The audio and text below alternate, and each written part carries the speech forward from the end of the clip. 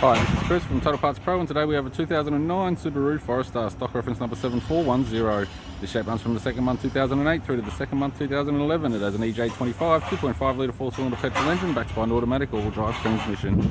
EJ25 2.5 litre 4-cylinder petrol engine. We have the right-hand headlight, left front 16-inch steel rim with a good tyre, left power door mirror, left front door has 3 small dents, left rear door has 2 small dents, left rear 16-inch steel rim with a good tyre, left tailgate appears to have no damage, right hand tail light, right rear 16-inch steel rim with a good tyre, right front 16-inch steel rim with a good tyre, and the power door mirror right hand side.